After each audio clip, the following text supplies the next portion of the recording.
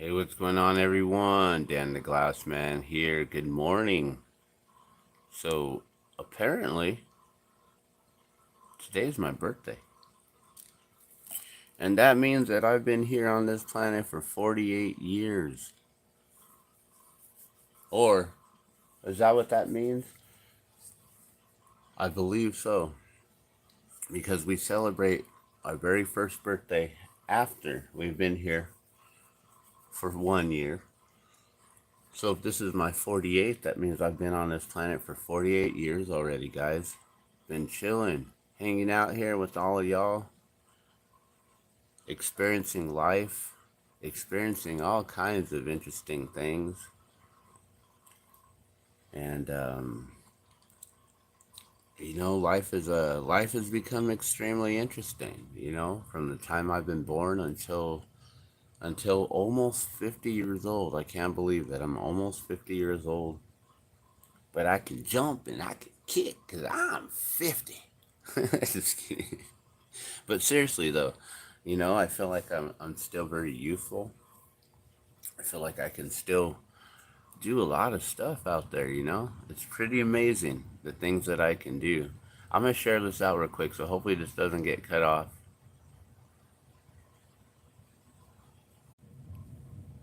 Okay, so I just shared that out, and oh, look at that. You can see this big old mess. That looks awesome. Still got some candy canes up. My glasses and everything. Hey, let's zoom back in. That looks pretty cool. It looks like we're traveling on the moon. So, what's going on, guys? It's Saturday, February 10th. It's actually the year of the dragon. And what's extremely auspicious of this year is that the year of the dragon is the Chinese New Year's being celebrated today, February 10th, year of the dragon, which I was born year of the dragon on February 10th. Another really awesome thing is that in my birthplace in California, they're having a celebration right there in the city of Pomona where I was born. It's like, wow, that's awesome. I wish I could be there. That'd be kind of cool to be in my birth city watching the Chinese New Year come in. But I'm sure they're going to go live and we'll be able to see it on either at the Downtown Pomona page on Facebook or on YouTube. I believe that they have stuff. So I'm gonna do a morning dab. This is my first dab of my wow.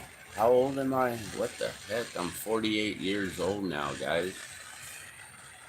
Can you believe I'm 48? I told someone the other day as I'm moving all these heavy boxes and stuff out. I was like, my my birthday is in 2 days. I'm gonna almost be 50. And they're like, what? Like, yeah, I'm turning 48. They're like, no, you're not. But yeah, I really am. I am almost 50 years old, guys. It's amazing to think that. I'm almost half a century old. I've already experienced so much in this life. I have so many haters that come at me. All these young, youthful individuals who haven't experienced as much in life yet, also. By the time I was a child, I experienced way too much, more than most should have. But some of us have to go through that and endure that. But yeah, it's amazing to be able to have the wisdom, the knowledge that I have obtained, in the last many years I've been here. So I was thinking the other day, I'm almost 50. When I turned 40, I believe it was about 40. I don't know if it was 100% right at 40 years old, but it was pretty close to around that time. Maybe I was 39, but I'm trying to remember specifically when. I know my child was born in 2012, You know, that was the whole end of the year, end of the world, the Mayan calendar ending. I'm about to do a dab, so give me a moment here. I'm going to probably lose train of thought here. Here we go.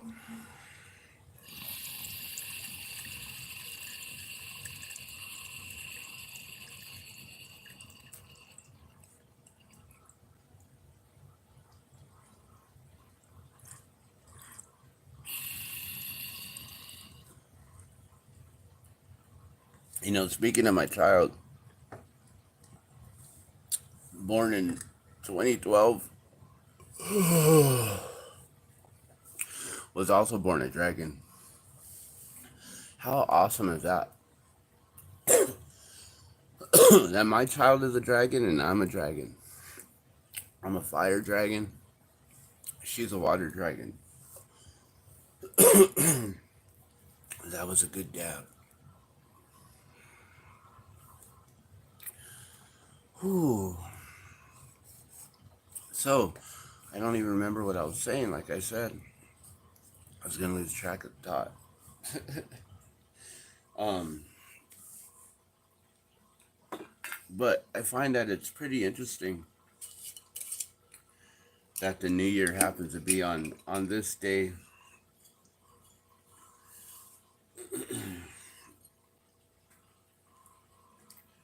And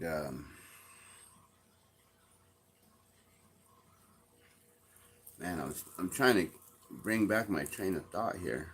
I really don't remember what I was just talking about. And I started talking about the 2012 Mayan calendar in that year.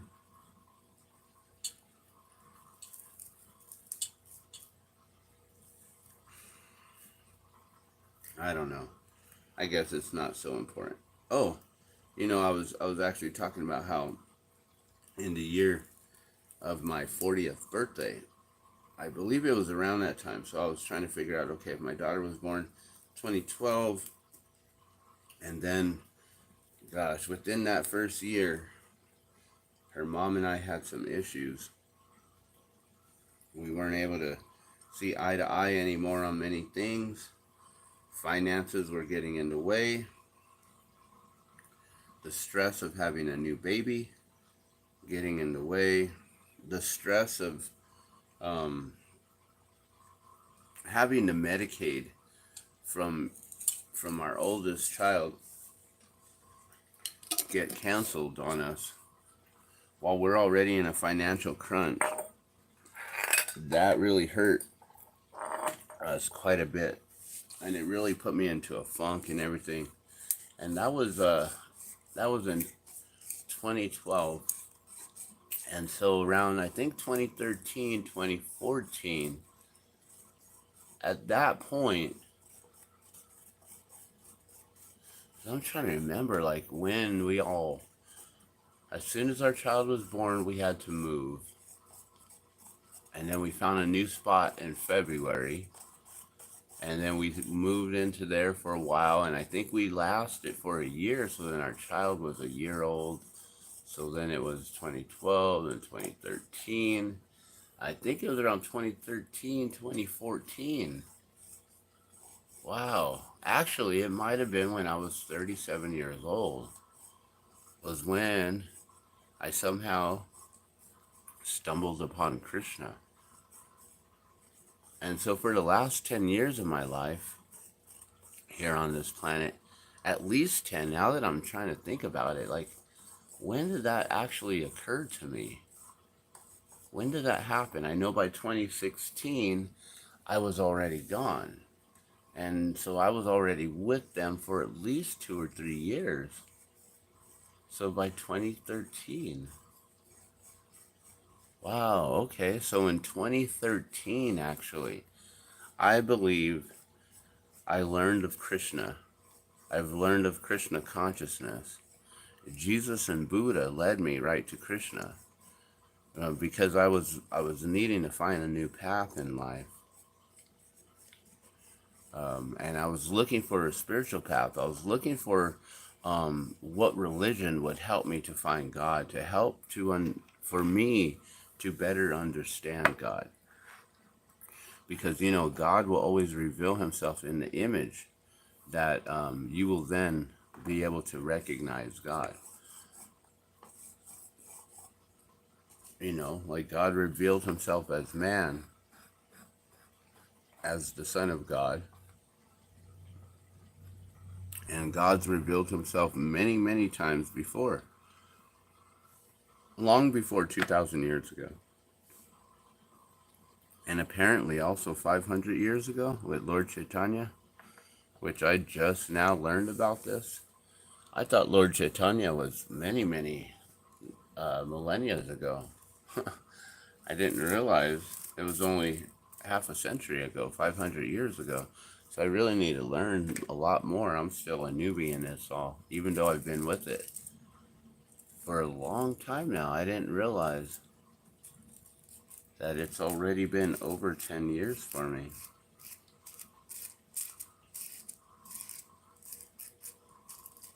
Or maybe, gosh, maybe this is my 10 year.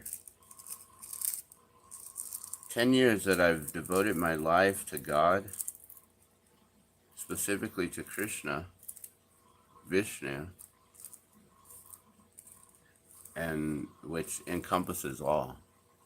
And that's the beauty of it, is that I'm not segregating myself now like many people do in this lifetime.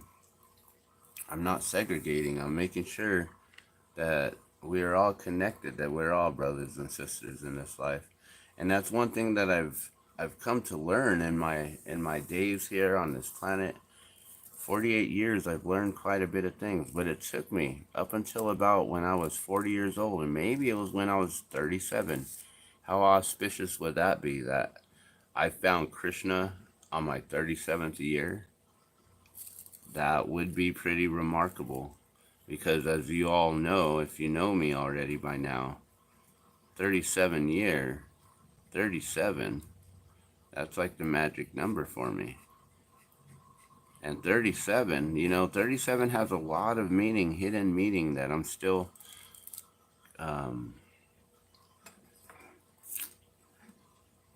researching, and I'm still seeing the patterns and trying to figure it out. Numerology is very important, guys. And when you work in numbers, it seems to help the paradigm to come out, for you to manifest the paradigm of which you seek. And I find that to be a beautiful thing. So, it's my birthday today, and I don't have any plans. This live stream right here is not planned out. I just decided I wanted to wake up and do my morning wake and bake session. Rolling one up right now, using the glass, Gardenia glass. It's too dark in here too, and I love to wake up and keep it dark in the mornings, and have this time in the mornings where, usually I'm just sitting here. I'll listen to like I can hear right away. As soon as I wake up, I hear the aquarium. Watch. Let's just listen for a sec.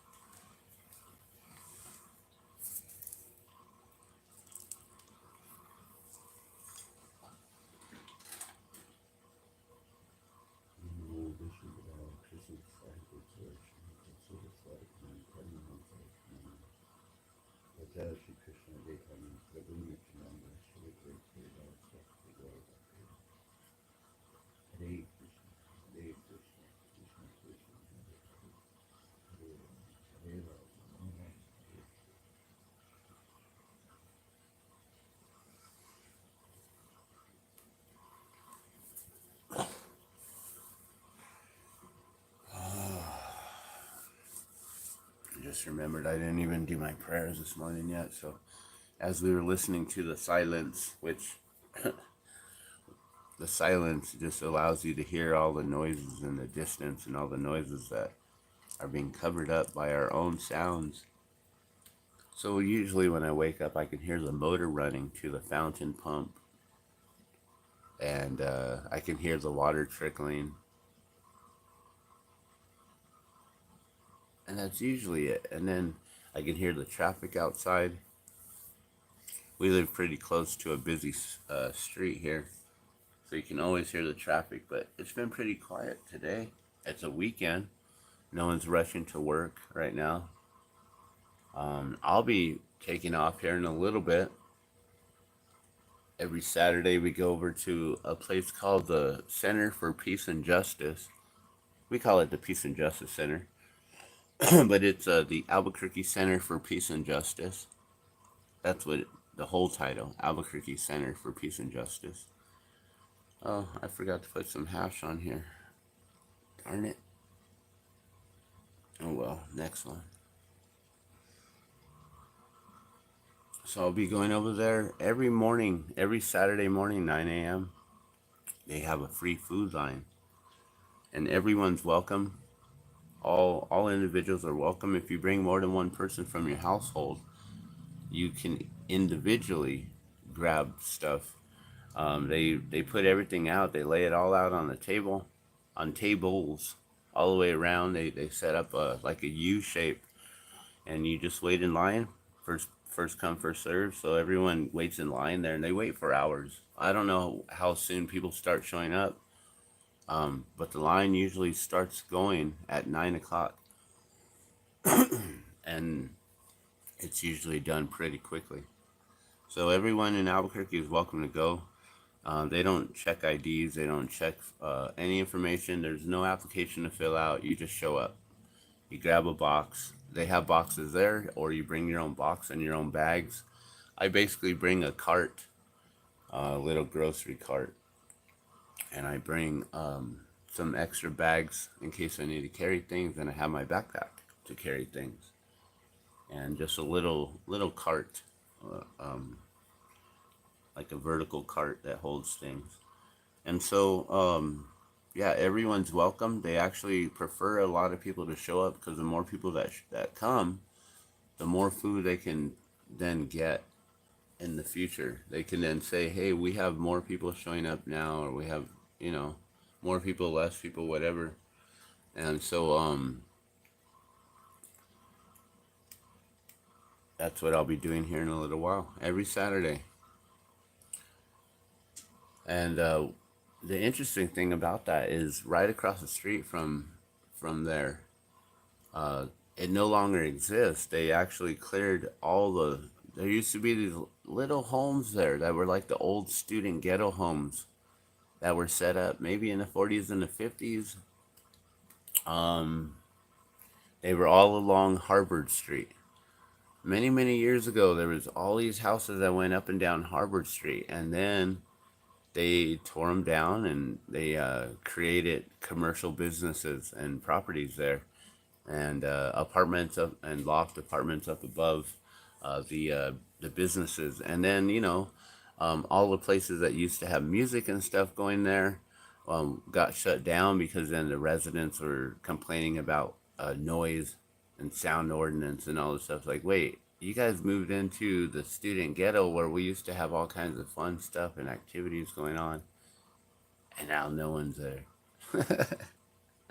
And now Harvard Street looks so lame and dead. It's just like, dang, man, you really knew how to just take it out, just destroy that whole community vibe and energy. Well, yeah. I don't know if you've noticed, but they've been trying to separate us, segregate us, keep us separated, segregated. What's interesting is thinking about Lord Chaitanya and his appearance only 500 years ago. If this is the case, 500 years ago, that's after the appearance of Jesus being here, and that would push us around like the 1500s, right? If we're 2024, that would be 1524, and they're saying around 500 years ago, which means, I got to figure out what years these are. It's still dark in here. I can't do any reading or anything. Of course, I could turn the lights on, but like I said, I like to sit in the dark for a minute, enjoy. We're going to light this up here.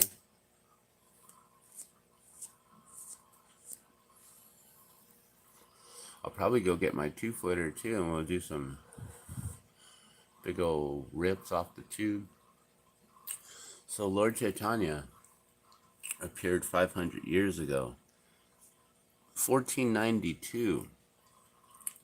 That was also around the same exact time that Columbus sailed the ocean blue and landed at Plymouth Rock and came in and were welcomed at first. At first they were concerned, and then they, saw that they were just men too, welcomed them in. And then, the whole pilgrims sitting with natives for Thanksgiving and offerings of the turkey and the corn and all this stuff. Well, none of that really happened. It was a massacre. It was a slaughter. And that's what we started celebrating. And so around that time was the same time that Lord Chaitanya was on the planet here. That God came down as another avatar in a time when the natives really needed someone because of what was going on and the whole desecration of the land here in America and taking and just stealing the property, right? And now all of our Native American brothers and sisters here, because I'm Native American as well, but also with the cross mix of being a Spaniard, and that's a very fun mix. It's like, okay, you're Native and you're Spaniard. Wow. Because the Spaniards, are hated. They're looked down upon as the conquerors of the world. But then I have my my Mexican heritage here, being a Native American, Native Mexican. Mexico is part of America. These are all the Americas. We have South America and we have North America and Central America. These are all the Americas. We're all American here. Hey, thank you so much. I appreciate it. How you doing, Brian Upstany? Oh, wait, Brian, upstate New York. That's funny. My eyes are bad. At my old age here, I need glasses. So I'm just telling stories right now. We're just talking. I'm having my morning session. I missed 420. I slept through 420 this morning. Usually I'm up in the mornings by 4 o'clock. So are you in upstate New York? Are you guys dealing with a lot of weather up there?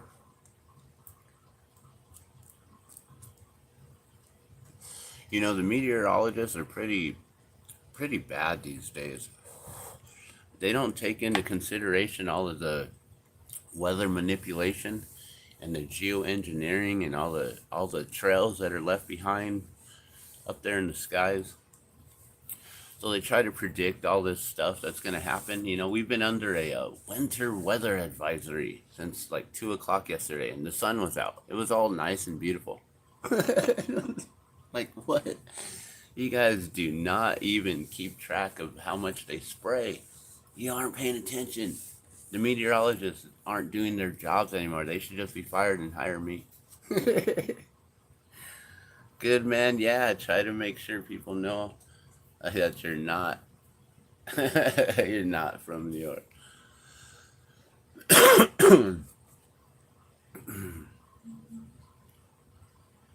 Oh, I haven't been out yet. I guess where you're at must be daylight a little bit better than here, because we barely got the sun coming up. It's still kind of dark. Like you can see the sun is peeking through right now. I can see the sun is peeking through right now, but it's at that, what is it, dawn, from dusk to dawn. I wasn't up from dusk to dawn. I usually fall asleep right after dinner these days because I'm an old fogey. I'm an old man. I'm an old geezer. But you know what? It is what it is, right? We all have to age. And even though I don't look it, and people get confused by that. People think that I'm a young buck still, and they ask me to do these things. Like the other day, I had to help my friend. He calls me up yesterday. Was it yesterday? No, the day before. Yesterday was recovery day. So the day before, he calls me up. He's like, "Hey, yo, what are you doing?" I'm like, Actually, I just woke up." And it was actually like 8:30. I slept in that day. Like, I think I woke up in the middle of the night, did some, did some dabs and smoked a little and went back to sleep. I was like, I don't need to be up yet. Because I had work the day before. And I was like, I'm just going to rest. I've been helping out with my friend, packing up, getting her ready for her move. Tomorrow's my last day to do that, and then she moves on Monday. So I've been helping for the last few months over there doing that, packing, packing, packing, moving boxes, shifting things around, moving furniture around, like doing all kinds of stuff, getting rid of stuff, taking things to Goodwill, all kinds of things. And then I'm like gonna rest 2 days ago, so I sleep in, and then I wake up and I like usually when I wake up I start smoking and I'll like watch some videos on YouTube. So I was watching Cinema Shogun and he was talking about maybe the incident with the three individuals, the Kansas City Chiefs fans, and that whole situation that occurred over there. I watch a lot of YouTube stuff, and I keep track of a lot of the stuff that the media doesn't really cover, and a lot of just a lot of things that I find is important. And that's why here at the Glassman's World, I share it. It's my world. It's the things that pertain to me. So if I'm talking about it, it's because I've been checking it out. I've been watching it. So um, oh, I lost my train of thought. Oh, I do that sometimes.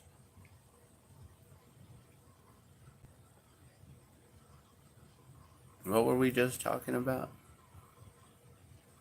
Almost 9 a.m. Oh yeah, so my friend calls me up at 8:30. Thanks. And yeah, I think it's like almost 7 here. And so he calls me up and like I had just finished watching Cinema Shogun, watched one video and smoked a little. He calls me, he's like, "Hey, what are you up to?" I'm like, "Actually, I'm just barely waking up. Like usually I'm up earlier," and he knows that. That's why he knows he can call me that early. He's like, "Hey, I need your help. I'll come and get you in 5 minutes." I'm like, "All right, I only got a few hours because my wife is gonna need me here by noon." And so yeah, so then he picks me up and he's like, "Yeah, so we got a new place and we're gonna be moving the last stuff over there." I'm like, "Oh, okay. Well, good thing I brought my work gloves, always ready and prepared."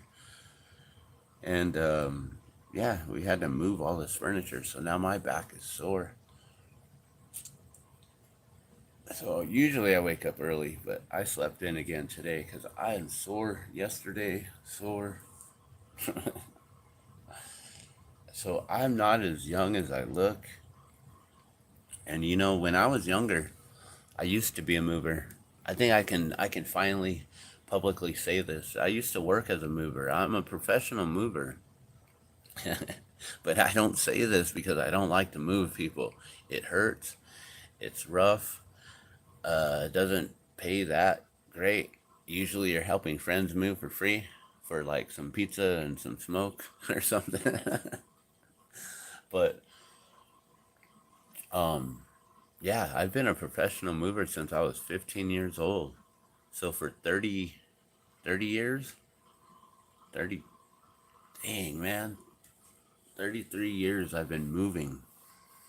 I learned how to pack and how to load the truck. Packing up boxes, packing up people's things, making sure you're real careful with them. You it's really weird going through people's stuff. There's a lot of moves where you find some interesting things, especially in like the ladies' drawers or stuff under the mattress that men are hiding and things and other stuff that you find hidden away in closets or in little hidey holes that they've forgotten about. It's quite interesting to be in the moving business. But you got to be a very trustworthy individual so you can have that sort of job so you can be, you can be entrusted with people's extreme personable personal items and stuff like that. So yeah, I've been a mover for a really long time, and I know how to make boxes out of boxes. If it's not the right size box for whatever, we can make it fit. And if it's not a big enough box, we'll put two boxes together and we'll make it fit. You know, packing up extremely expensive artwork, stuff that can't be punctured. You got to make sure that it's packed well. Things like mirrors, you got to have the mirror packs, the bubble wrap. Knowing how to pack up boxes and not making them too heavy. There's a lot of stuff I've done in my life. I was thinking, on this live stream, I'm just gonna just be shooting the shit here, and we're just gonna look at this light. This is a salt lamp that I got. Um, Actually, this salt lamp may have come from my friend's house that I've been recently helping to move. So our friend, he passed away at his 75th birthday. Well, not at his birthday, but after his 75th birthday. I got to perform for him, and we left right before the cake. That cake looked good too. He went by Dr. Blue, so everything blue, he loved it. And he had a blue cake, and it looked delicious. But my wife and our 4 year old, our son, they're both gluten free and dairy free. So we were just like, well, I don't need the cake. Like like you know, you guys have seen my teeth. I don't need the cake. I've had horrible teeth my whole life, and so we got out of there before our son could see it. And isn't this cool? And so this salt lamp here, it's a pink Himalayan salt lamp. This came from our friend Dr. Blue's house. They've been gifting a lot of his items and donating it away because the his daughters basically are overwhelmed because he was a collector of many things. Very eclectic man. And I look around right now and I see all the things that I've collected as well, and I'm like, it'd be nice to downsize. So you don't leave all these possessions. We get possessed by our possessions in life. It's interesting to think about these things when people leave this earth. I've been on this earth for 48 years now, celebrating 48 years. This will be my 49th year on this journey right now that we're going in. But I'm celebrating 48 completed years here on this planet Earth since I was a baby, crying, growing up as a young adolescent. I was pretty bad. And I think that I used to act up and act out a lot because I was looking for attention, because my parents weren't really involved. My dad worked all the time. That's what I knew. My dad always worked. I remember when I was younger, he'd always leave like in the mornings, before we would wake up, which it's interesting that I have the same kind of sleep schedule that my father has. Like my father's always woken up like really early in the mornings, and then he would go and work at like 4 a.m. and he would go to work, I think. Or is that when he would come home? No, I think he would leave early in the morning, and then he'd have to drive all the way to L.A. from Pomona to L.A., which was like 2 hours in traffic. For us, it would be like driving like 45 minutes from here to Santa Fe, but in LA with LA traffic, it's like 2 hours. So he had to sit in traffic for 2 hours before he could get to work. I think he left by like 5 a.m. so he could get there by 7 or before 8 so he could clock in. And he'd check out by, you know, working those like 8 to 4 jobs. Most people had 9 to 5s, but he had an 8 to 4, I guess. He'd come home, and I remember there were times when he used to have a motorcycle, and he'd come home and I'd run out. I remember I'd always be excited that my dad was home, and I'd run out, and he'd stop at the end of the driveway there, right on the street, and I'd hop on the back of his motorcycle, and then he'd ride me up the driveway and into the garage. And I remember I always looked forward to that. And it was, I guess, up until 5 years old when my parents got divorced. Some really bad stuff happened in my life, which maybe one day I'll eventually reveal and we'll talk about. But for now, I'll let things lie. And so I had a really traumatic childhood. And then at 5 years old, I remember my father took off. And it was around Christmas time that I remember was the first time that he wasn't there. But he left me a bike. And I got my very first bike for Christmas. I remember that. And that was really, really cool. But he wasn't there to teach me how to ride it. I remember I used the curb to teach me how to ride it. My first bike without any training wheels. I don't know if I ever had a bike with training wheels. It was a full size, I think it was like a Schwinn with a banana seat, and it was like orange and brown and tan. It was some of those beautiful 70s colors. Well, I guess we were going into the 80s at that point, 81. That was also that Christmas. That was the first time that I ever seen an alien. But growing up my whole entire life, I always pushed it off that, I don't know, that was just a dream. Like, there's no way that I was standing there eye to eye with an alien outside my window right next to the Christmas tree out the living room window. There was no way that was real. So I blew it off my whole entire life, just thinking, yeah, it's just little boys with imaginations. And then there was some other incident where I thought I saw like a UFO fly by. And there was this figure that was like in it. And as it flew by, like from my right to my left, I could see this individual inside of there. Like, to me, it just seemed like a shadow, a figure was in there, and it looked like he was holding his hand up and waving at me with his fingers kind of spread, and it looked like he had three appendages, three fingers. And then it just flew off. And I just remember going back to playing. And my whole life I was like, that didn't happen, you know? That never happened. That never occurred. It was all in my imagination.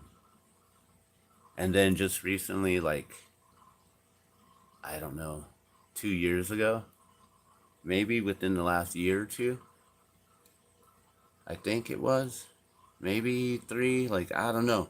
In the last couple of years, I stumbled upon this video. And I can't find the video. I thought there were several individuals who had come forward, and they were describing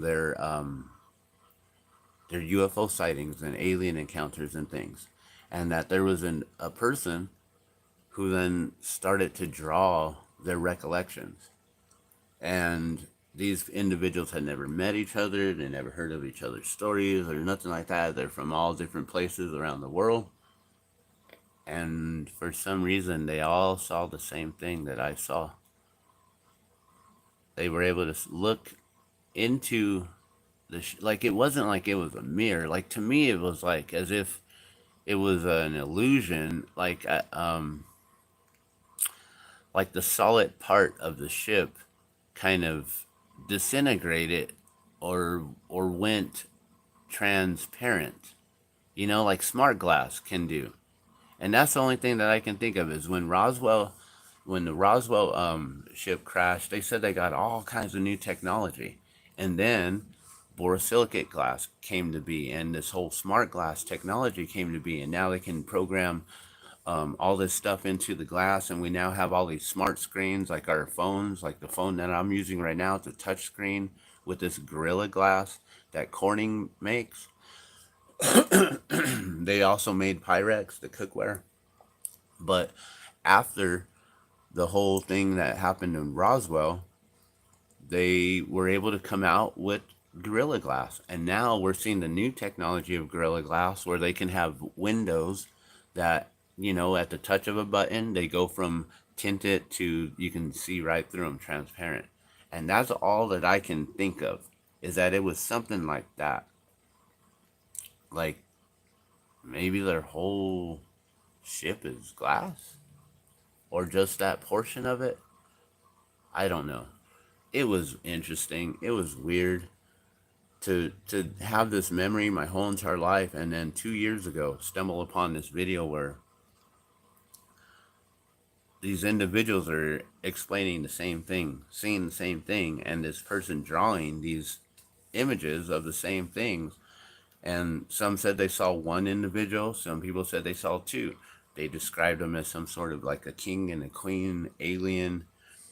Some people are saying that they saw them with hair, with blonde hair, and wearing suits like blue suits and stuff. I don't remember any of that. I just remember it was like a shadow figure. I saw, like, I thought it was like a being because I had seen that other one eye to eye in the window. That I just thought it was just another one, and they were just saying hi and flew away or bye, hi or bye. They were just waving at me. And so I waved back, and then they flew away, and then I went back to playing. At 5 years old, you know, like I didn't think anything of it, you know. I don't remember being scared. I don't like nothing. I just remember that happened. But then I blew it off my whole life, thinking that was just my imagination. It was all in my imagination. Up until a few years ago, stumbling on this video. Now, what's crazy is I haven't been able to find that video and all the people talking about it. And then just the other day, you know, I've been recently talking about the whole Miami Mall alien stuff, and I debunked all the footage. You know, I'm a strong believer in aliens because of my own encounter and my own what I've seen. And the Miami Mall aliens thing, like it brought me into other, like when you start watching that kind of stuff, then your algorithms start pushing in other videos and stuff, right? Into your queue. So then I stumbled upon a video which I shared on Facebook. I don't know if I shared it out on my community wall here, but it was like the documentary of a documentary.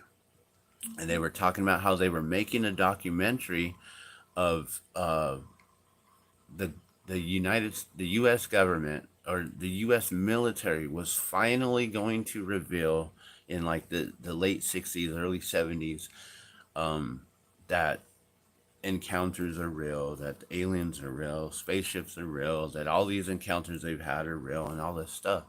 And so they put together this documentary with all these recollections and all these stories and accounts and all this footage and everything, right?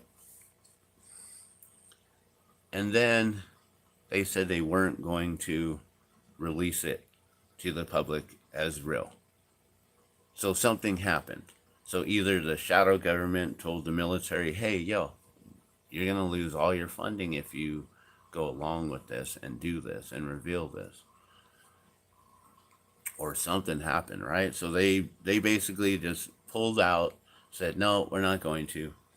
And then they ended up coming out with a documentary that was like not them saying that they believe in it. They came out and said that UFOs aren't real and that they don't believe in them, and case dismissed, right?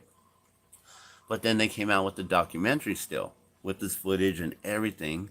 But then they were like, they made the video to where it was like, these are the possibilities of possible encounters and possible recollections, like allegedly, right? And it's like, they had to do it like that.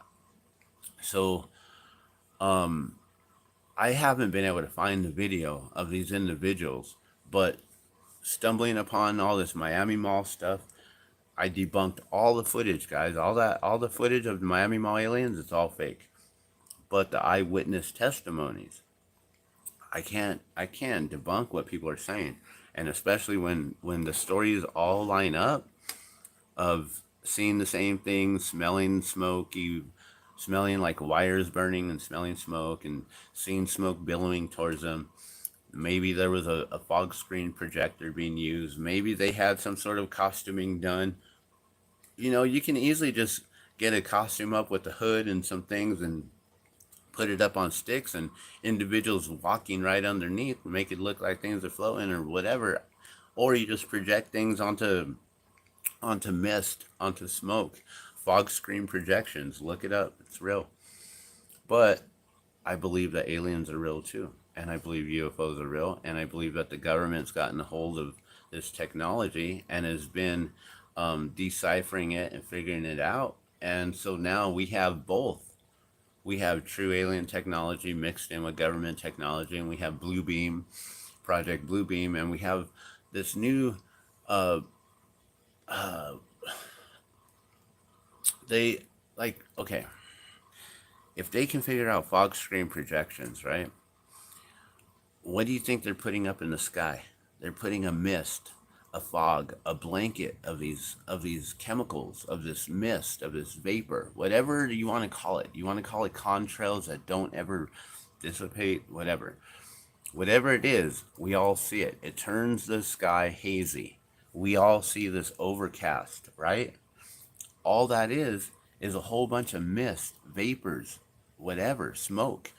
Not It's not really smoke, but it's like a fog, right? It's a haze. They can project images into that haze, guys.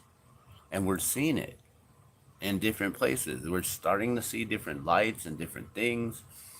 And we're about to see a wonderful, amazing, spectacular event occur. It's going to be like, wow. Like, get your cameras ready. Get ready. Upload all the videos you can. See if you get censored or not. But yeah, there's some weird stuff going on with all this like Miami Mall alien stuff and the Las Vegas aliens, and then now we got all these sightings all around the world. It's vamping up, and if you ain't been paying attention, a lot of us have been prepared to see this occur, to know that the government's going to be revealing. They're just they're going to be showing some cold tricks, and right now they're testing things out. And there's new information that came out about the Miami Mall aliens that apparently why there were so many cops there, why the SWAT was there as people were running out, because that last older gentleman, I think his name is Steve. I could be 100% wrong, but it's on one of my last live streams. He talks about him and his sister. They go there. They go to Bayside after they were like gambling in the casino somewhere else, and they drove up there, and like an hour away, they were gonna go get breakfast and go and shop at Bayside so she could get some souvenirs for people because she was visiting him in Florida, and she's from a different state. So they both said that as soon as they got there, they walked in, and he felt like he walked into a movie scene. He thought that they were filming something, and that he accidentally walked onto a set, and that he thought people were going to come running up to him like, excuse me sir, we're filming here. He said it felt like it was a movie scene that he walked up to, where then all of a sudden this chaos was happening and the smoke was coming, and he heard the popping, the pop, pop, pop, and it didn't really sound like any AKs or anything like that. He said it sounded more like light bulbs popping. And if you've ever been on set, if you guys know me, I've worked on film since like 2000, well, since 2000 or like 99. I don't know, somewhere around there. So when uh when they when they do these like squibs and fake gunfire and things like that on the movie sets, they're using what black budget reversed engineer technology has been suppressed. Yeah, right. So you know all about that. The reverse technology, they have figured out, like, Bob Lazar, he's talked about all of the um like how he's basically been inside of a ship and he's been trying to figure out how to fly it, right? They've been reverse engineering that for since what? When did that happen? Was it in the 40s? The Roswell, the 50s? I don't remember 100%. Like I follow the things, but like the factual information, like if you want me to write a report or an essay, then I'll go do the research and everything. But when we're just having a conversation, then it is what it is. Not only that technology may be used, yeah, not only that technology may be used against us, right? And speaking of that, there's an awesome movie. It's a kids show called Mitchell's versus the Machines. And if you ain't seen that movie, it is so fun, it's so chaotic, and it shows a lot of stuff that might occur, including the whole simple thing of turning the switch on and off for the internet, and then watching how everyone just just panics and the whole society collapses. But the way they show it, it's funny. But in reality, it's not going to be so funny. I mean, it's funny, but not so funny. It's funny that humans have, we feel like we're so advanced, oh, we're so smart and all this, and yet we're using all this smart technology that if it got shut down, everyone will be put in their place on their IQs and how knowledgeable they are with survival and just being able to live, to thrive. Can you thrive in a situation where you have nothing? Or are you going to freak the fuck out? And that's what most people are going to do right here soon. And tomorrow's going to be interesting.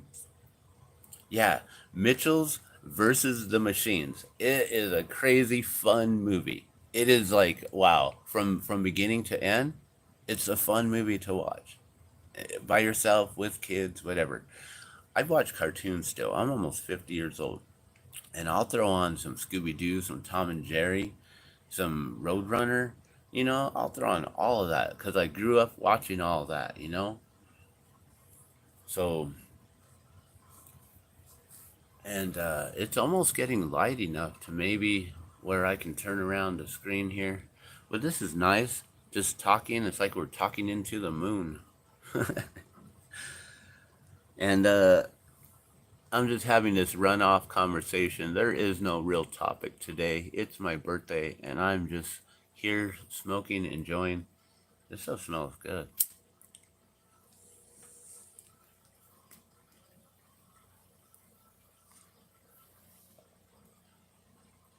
Here, you guys should have some too.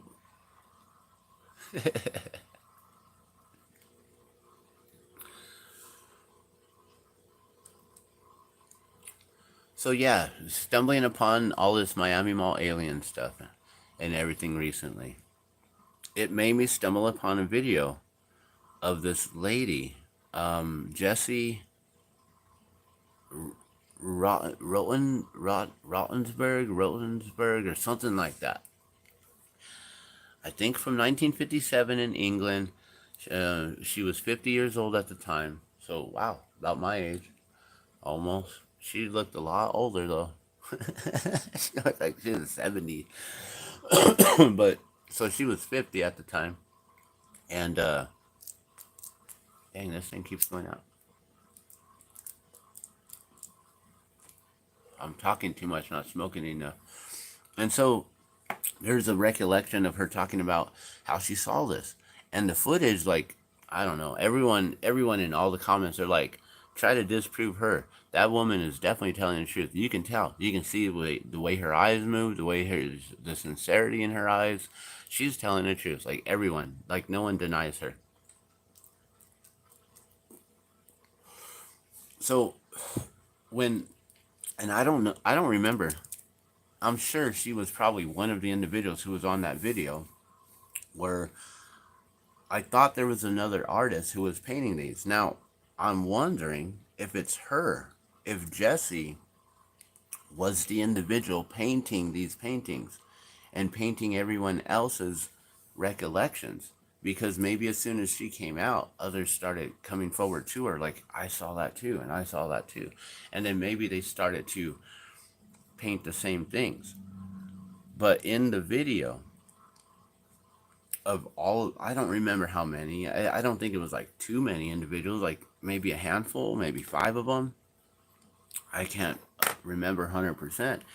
But when I saw that video, I just remember that there were other individuals saying how they saw the same exact thing that I saw. And at that point, which was only a few years ago, so we're talking 40 some, 46, 45 years of my life. Well, not that whole time because it happened at 5. So 37, oh my gosh, so 37 comes in again. 37 years of my life, I've been thinking that it was all just in my imagination, that I just dreamt it, that I just made that up. That And then having other individuals say, no, we saw a craft with you can see right through it. And the way that she described it, she like had a hard time, like, because he was like, well, was it a window? Were you looking through a port? And you're like, no, it was like you could see through it, like a window, like maybe a cockpit, or like she couldn't explain, like me, like it was like now that I understand technology and I work with glass, I work with borosilicate glass, so I understand Corning ware, Gorilla Glass. I watch futuristic videos on technology that's coming, technology of 2030, like watching things way advanced, and watching like what the government's working on, and watching what the military is working on, and NASA, and all these things, and you stay way ahead of the game. As an Aquarian, I've come to learn that we tend to be futuristic. We tend to be like 10 years ahead of everyone else, talking about all these things.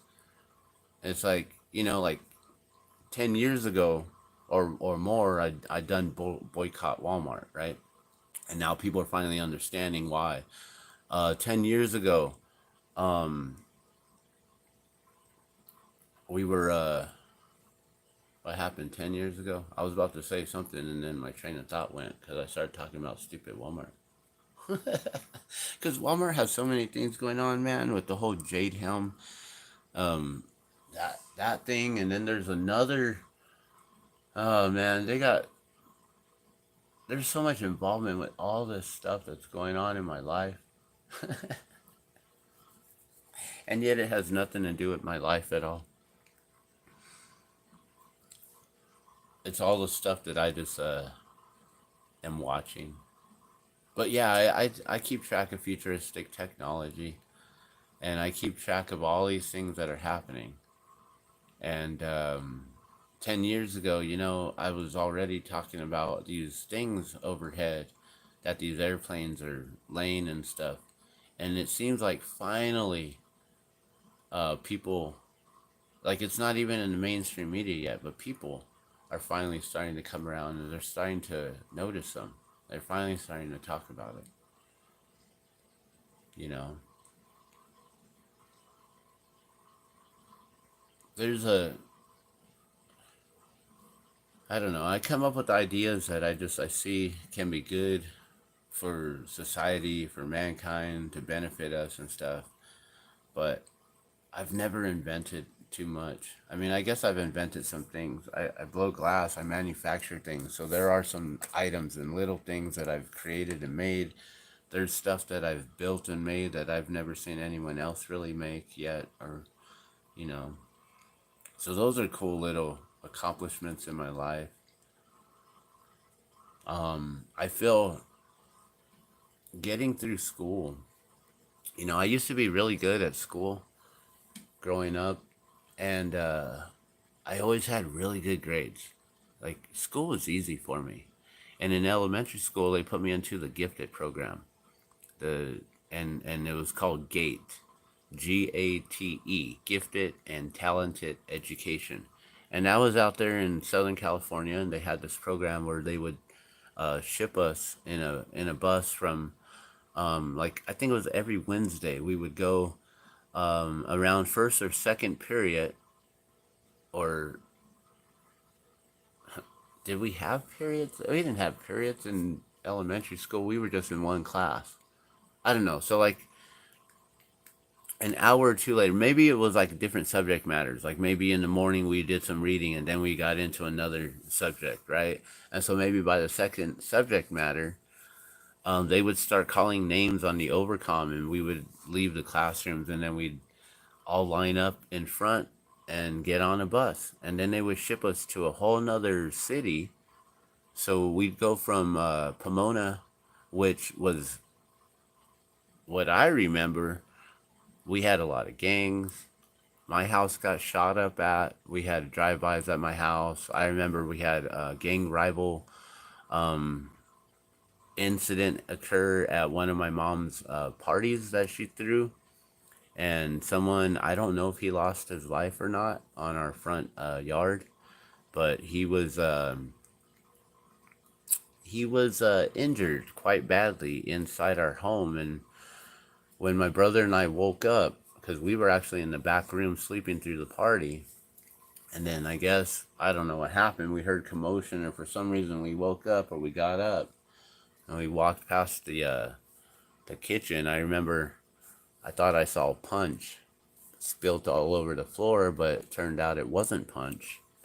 And there was an individual laying out in the grass in the yard, um, where I played probably the next day.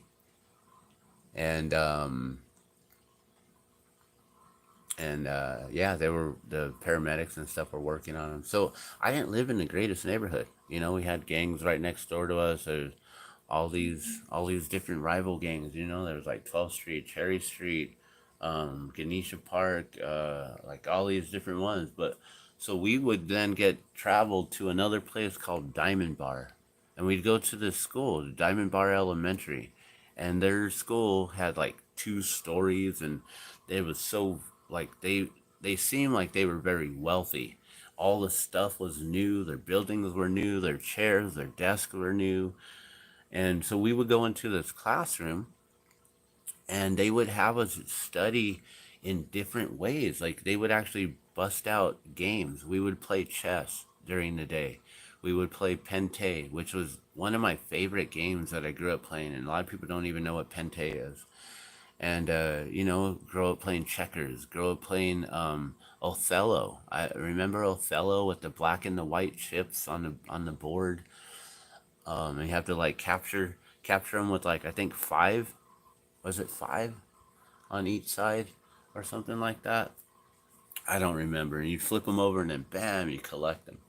Um, and then card games, and like all these different memory games. And then we were like studying medieval times, and let's build a castle. And everyone brought cardboard boxes to build castles. And we only got to go there once a week. And I remember I loved that whole experience. But the way I grew up, we were poor. And I remember feeling so poor at that school because everyone was dressed in the best of clothes, and everyone either brought their own lunch or they could afford lunch at the school. And they also had a snack bar there where then kids had their own allowance. And I never got allowance. I don't think I ever got allowance. If anything, maybe my dad like taught me how to get paid from different jobs. Like when I became a mover, he's the one who got me into the moving business at 15.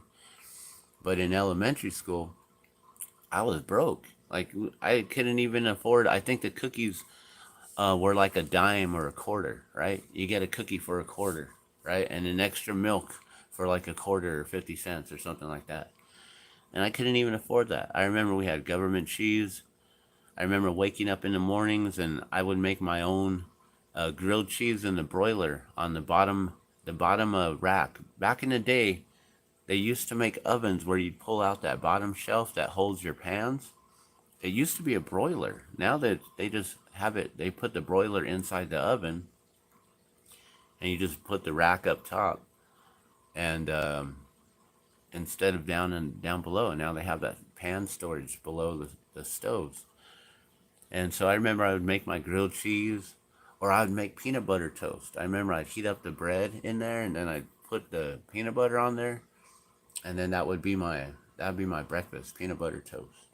And I'd be doing this at like 5 years old. I remember, and going into elementary school, making my own oatmeal with the simple Quaker Oats packages, the instant, right? And just heating up some water. I don't know if we had a microwave. I think I actually was using a pan. I don't think we had a microwave in the 80s back then. I think microwaves became more popular in the 90s. And so yeah, I just remember being so poor, feeling so poor there. Everyone was able to get cookies and milk, and I couldn't even afford that extra like dime or the quarter. And I didn't get any allowance or nothing. I remember when I was a little kid too, because I couldn't afford that. All my friends would go into the liquor stores and stuff, and they'd all be getting stuff. And I remember at that point, I ended up stealing. I started stealing little candies, little Now and Laters and Jolly Ranchers and those little fireballs. And I started stealing candy, guys, when I was young because we were so poor. It's like, man, that's horrible. I think finally, like, I got out of being a thief when I was 18 and I got caught stealing ties. I was stealing neckties from Mervin's at the mall, at Coronado Mall. And what was sad was I was stealing ties for my best friend, who still, to this day, we're still best friends. We still hang out. And so in high school, I remember getting caught for stealing Mervin's ties because I was getting him a necktie so he could go to a job interview to go get a job. And man, I had to do community service for that, and I had to like go to some place every Saturday at the juvenile detention over there on like Second Street or wherever that's at.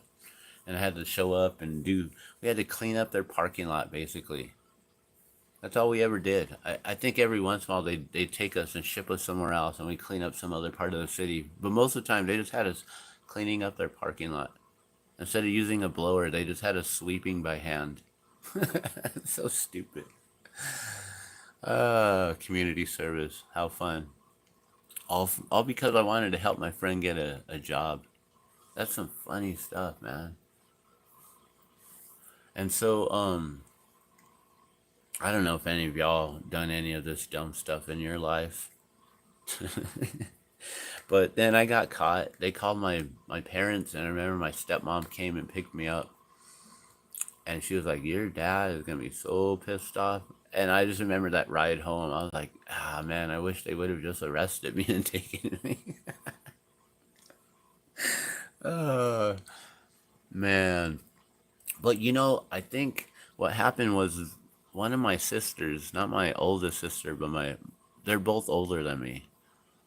So the youngest older sister, I remember when I was young, and she got caught shoplifting at one of the it was like a liquor store or some kind of a market on the corner where you go in and you could get candies and treats, snacks, chips, dip, whatever. But they also had liquor. I remember it was like a liquor store, but we were allowed to go in back in the 80s at that time.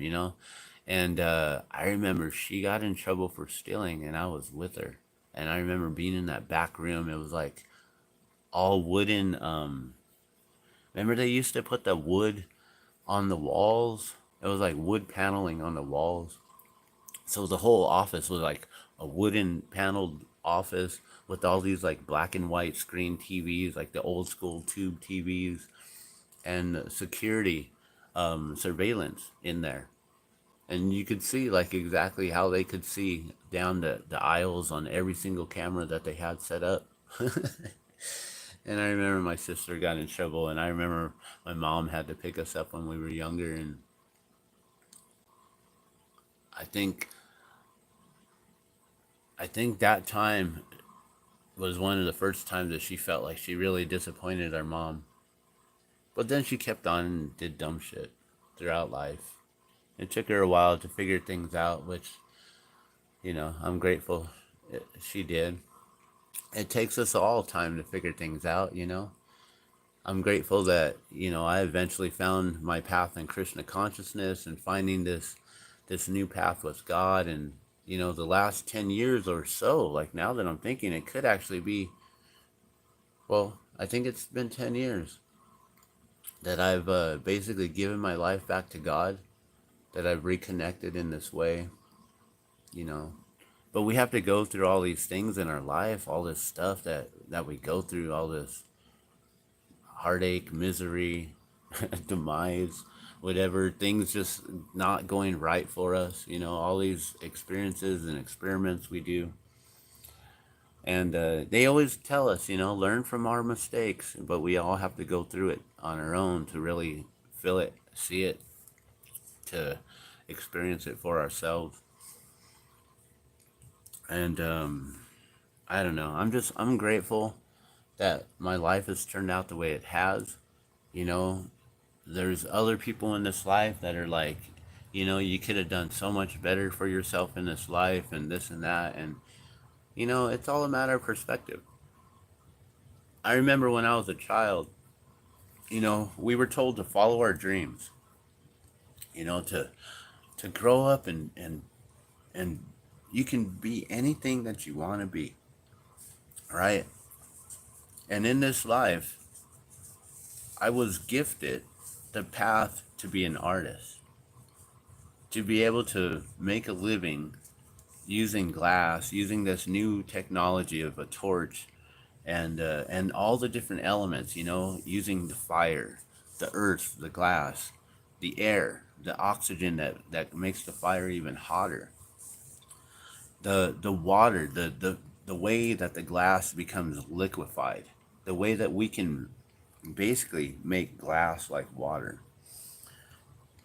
and the ether, all the thoughts, all of the different ideas that we can just pull from the ether or that we put into the ether. And those ideas are then just a collective that we can then create from and make all these beautiful things with, you know? And I feel blessed that I've been able to blow glass right out of high school. I didn't have a path. So growing up, my parents weren't, like I said, I didn't feel like they were always there and always involved. Um, our oldest sister was able to find a path of getting a scholarship, I believe, and getting into all these different activities and sports and things in school, right? Me, I tried out for flag football when I was in elementary school, and I was a little skinny runt. I was this little skinny, scrawny dude, and they never had me play. They always benched me. So I didn't have fun being benched. Like, yay, great, I'm on the flag football team. Wonderful.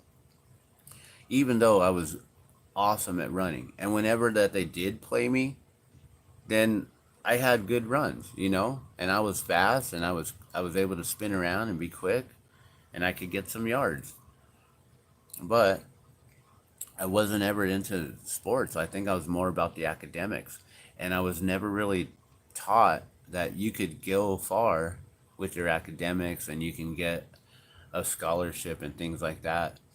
Until it was, in high school at that point, I was already messing around.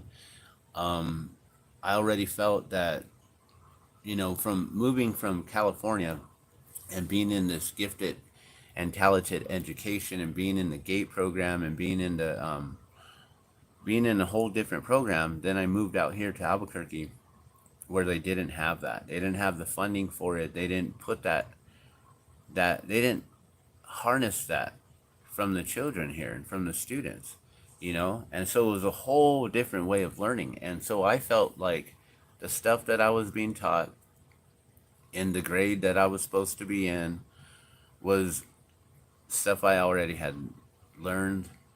I started to slack off because the work wasn't complex enough for me. It wasn't challenging enough. So I started to just mess around, and I figured out how to teach myself the subject that we were going to learn that day, do the assignment while the teacher's teaching the rest of the class. I'd be done with it, and then I would just mess around for the rest of the class. And then I'd get in trouble for talking. Not for not doing my work, but I'd get in trouble for talking, for socializing. When I already, like, you didn't teach me any of this. I'd done taught it myself, you know, and check my work. Go on ahead. I didn't ace tests, but I always got like A's and B's on my tests, my exams, my quizzes. The only reason why I didn't do good in class or in high school is because I started to slack off and I didn't take it seriously. And no one told me, no one honed me in to think like, you should focus in on this. You could really do this with yourself or do that with yourself. Also, my parents were poor. Like I said, we grew up on government cheese. I knew there was no college fund. I had no plans for college as a child through my parents or anyone. If there was anyone, it was my sister who gave me the tried to push me in that way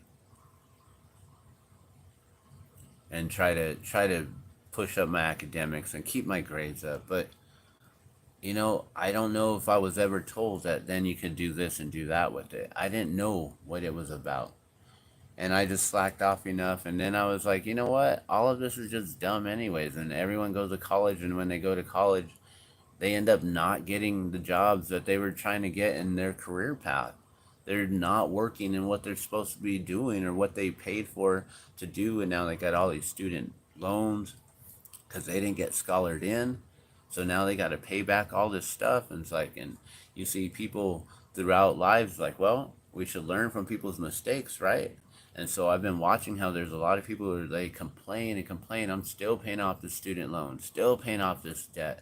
I'm never going to be able to pay it off in my whole entire lifetime, you know? And hearing these different stories, I'm like, why do I want to go down that path? I've always been an artist my whole life. I don't, like, you know, other people were saying that I could be a doctor or I could be a dentist or I could be a fireman or I could be like, well, and I don't know if you even need to go to college to be a fireman, but you could be all these different things, right? An architect. That was one thing that I thought maybe I would be because I was always drawing as a young child and I always drew houses and drew cars and drew like real life kind of things and then I started getting into abstract stuff later on. And then eventually I got into glassblowing. And I feel blessed that right out of high school when I had no direction, I had no parents supporting me into taking me to the next level after high school, then what?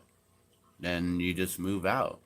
Like that's all I was ever taught was as soon as you're done with high school, you're 18, you move out, you go find a job and you go live on your own. So at I think 17, I was like, so I think like at 17, I ended up leaving, went to Denver to go be with my girlfriend, my partner at the time, right? And go be with her. She actually graduated a year or two early, so she was in college already and going to the Colorado Institute of Art in Denver, Colorado. And I went to go and be with her and live with her. And then we ended up, um, I, I ended up getting her pregnant. She became pregnant.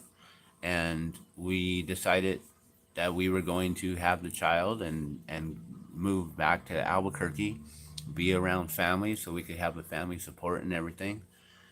And at 18, going on 19, we had our first child, and I became a father at that time. And and then we were working, making our own living and stuff. But fortunately, um, her parents were extremely supportive of her, and unfortunately, she eventually went down the wrong path and started to take advantage of their generosity and stuff, which then messed up a whole lot of things in life. But um, I have to always give thanks to her father for investing in me and believing in me and my glass and helping me to get the very first pieces of tools and equipment to get started blowing glass. Even though probably like 80% of it was all wrong tools and stuff, we were using a Victor welding torch instead of a glass blowing torch. We were using metal tools instead of graphite tools. We were using a metal bench instead of using hardy backer. Like everything. The only thing that we had right was probably the regulators and the hoses and the tanks. We were using oxygen, propane. We had to have oxygen and propane tanks, the greens and the reds. And we also had to make sure we had the proper regulators to regulate the pressure coming out. Everything else was, makeshift tools, using pliers instead of tweezers, using using whatever to make whatever, using screws, using big old bolts, whatever we could find. And so all of it had to eventually get replaced. But I appreciate what he had done to invest in the future for us. And unfortunately, me and Jen, we couldn't. It didn't work out.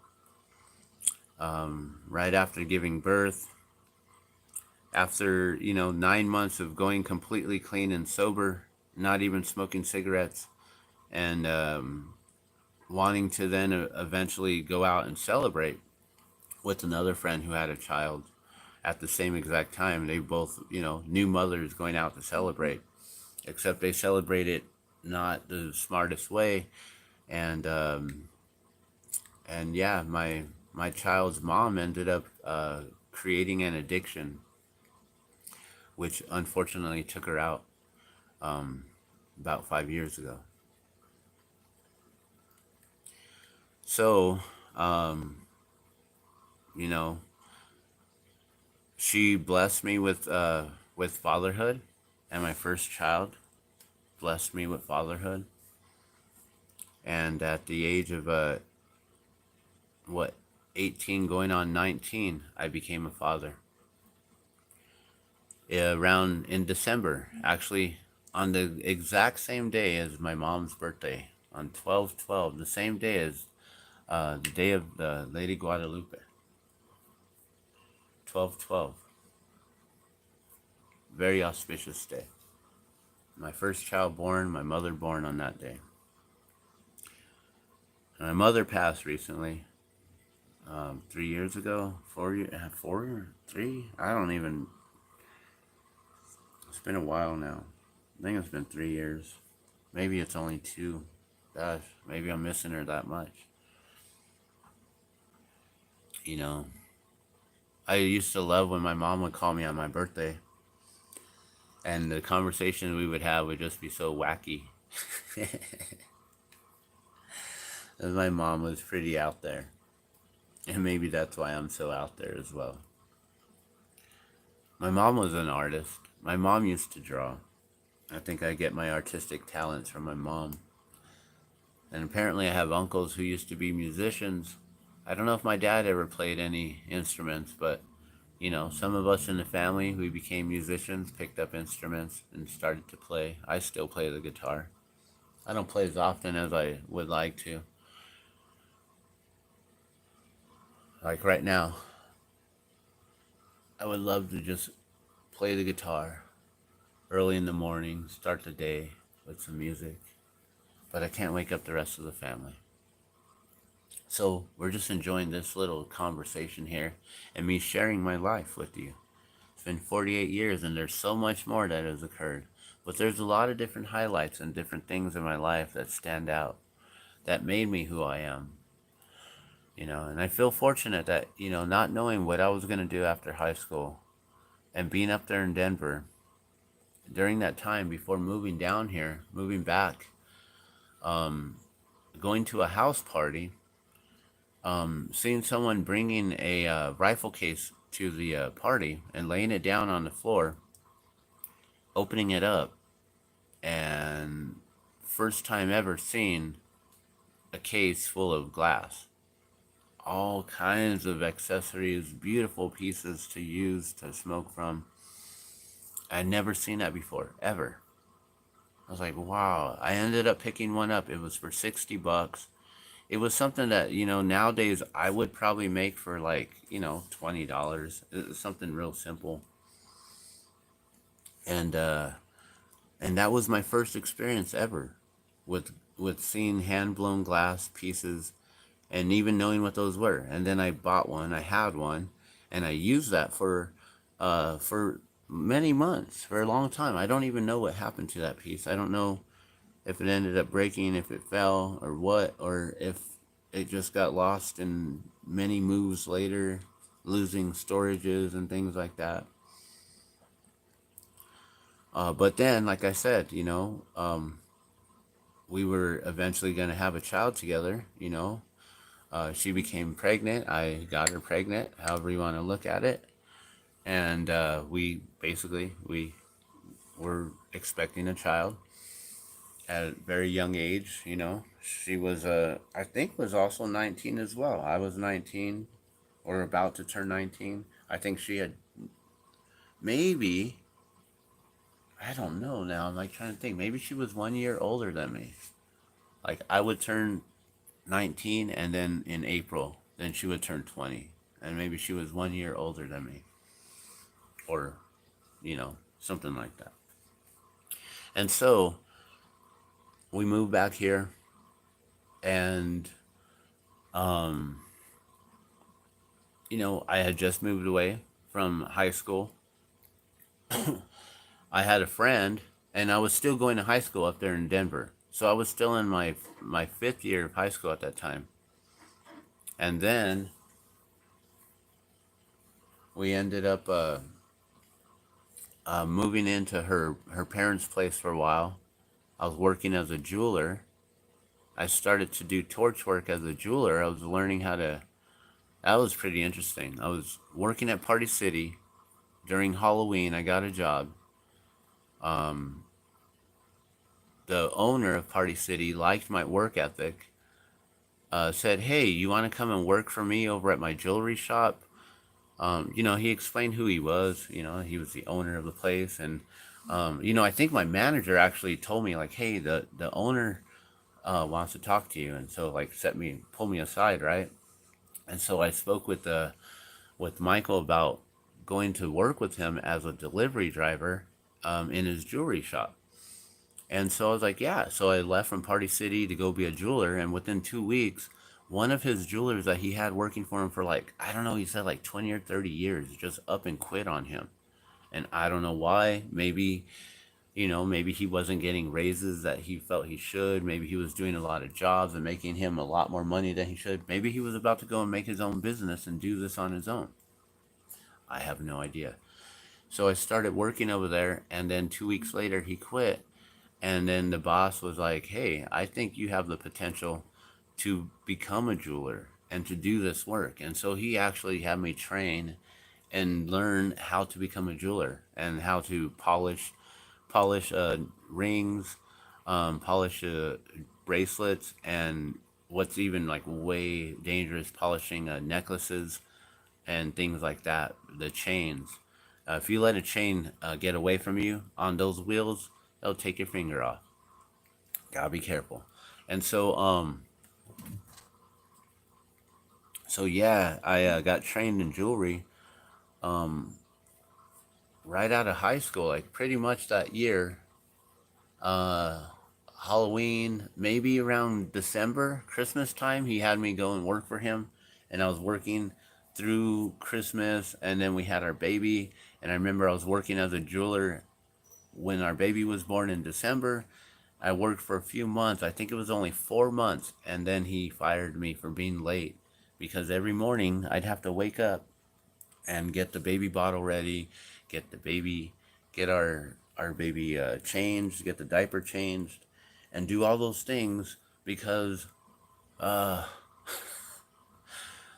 because our child's mom was too tired to get up. And the crib was right there next to the bed. And I guess I just helped, aided and abetted in her laziness, I guess, and allowed that occur. And so I became the main person to get ready. Then I had to drive all the way from Corrales all the way to San Mateo and Osuna area. And I was always like a few minutes late, 5 minutes late, maybe 10 minutes late. But what was funny is I wasn't late, I was early. He always wanted me to get there at 7:40, 7:45, so he could go over the jobs with me. So then he could leave by 8 o'clock, which was the time I was supposed to be working. I was supposed to clock in at 8, but he wanted me to get there 15 to 20 minutes early because he had to go over these jobs with me. And he called that being late. I'm like, I'm not late. Like, I'm right on time. So he fired me eventually. And in that process, while I was a jeweler, I had already started blowing glass. But I wasn't that good. And a friend of mine, he was up in Eugene, Oregon, after our high school year of '94. I believe he graduated. He went to Eugene, Oregon. I went to Denver and I stayed in school for that year, 90, the beginning or the end of '94, the beginning of '95. Then we had our child the end of '95. And by '96, the beginning of '96, I got fired. I went back to work at Party City. And then he moved in with us. And then I started training as a glass blower. And within a few months, so maybe, I'm wondering how soon I was working there. Maybe I started blowing glass before the summer. Maybe it was right around my birthday, right around this time. Maybe I'm now 29 years into glass blowing. You know what? Maybe that's the case because now that I'm recollecting here, that's what makes sense. I remember I was only there for about 4 months. December, January, February, March. Okay, so then April, May. April, May is when maybe, I don't know, maybe it was February, March I started blowing glass. Maybe for my birthday, her father invested in me as a birthday present. So maybe I started blowing glass actually around this time, and now I'm 29 years into blowing glass. You know what? We might as well call it like that because that's what I'm remembering right now.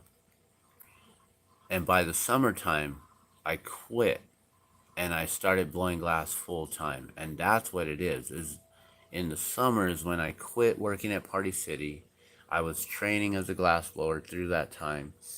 And I quit and I became my own, and I started setting up out there in '96. It had to have been setting up at the flea market here in Albuquerque selling glass. And by '97, we were out there, and then that's when I met my friends, or no, I waited a year and honed in my skills. So it wasn't until the following summer of '97 that's when I brought my glass out. This will be an interesting video for me to have to remember the recollection of things that have happened in my life. You know, that's when I then got involved with the whole Delta 9 group, which was a legalization coalition for cannabis and medicinal cannabis. And then we were doing the hemp TV show, where we were producing a show on Channel 27 here. For several years, we were getting national ratings and reviews, and we were doing really big. We were actually being seen by some people who are watching us and wondering, who are these people and what's going on? Because back in then, you know, a lot of places it wasn't legal then. This is, you know, you're talking 90s, 97. It took a while still until California finally passed that law, the Prop 215, was it? And so, you know, it's been a long time since I did all that stuff. Forming a band around that time, around 99, 2000, meeting one of my best friends, Eliu, and, you know, as soon as we met, he came over to have a session and a smoke session and a jam session. And we started playing music from that point on, and basically became inseparable for years, and formed a band or two bands, or, you know, had name changes. It's pretty much the same band. And then that's when I then left Soup. Well, Soup became Chronic Logic, and then I stepped away from Chronic Logic and I formed Element 37. And to this day, still, Element 37 is basically me and whoever I get on stage. And so we might do reunion shows or something eventually. I don't know. We'll see. But yeah, there's been a lot of stuff that's gone on in my life. You know, I've learned so many things. You know, in high school, learning how to be a mover, you know. And like I said, that's maybe one thing that I can finally say I'm a professional mover, because I'm not taking any moving jobs really, unless they're gonna pay me $30 an hour. Because it's hard to move people, man. It is hard, and my legs and my back hurt. But when your brother asks for help, you got to go help your brother out. When your brothers and your sisters need help, you always help them out, right? Unless you turn on them and you decide to disown them, then that's a whole different thing. And then you got a lot of other karma to deal with at that point.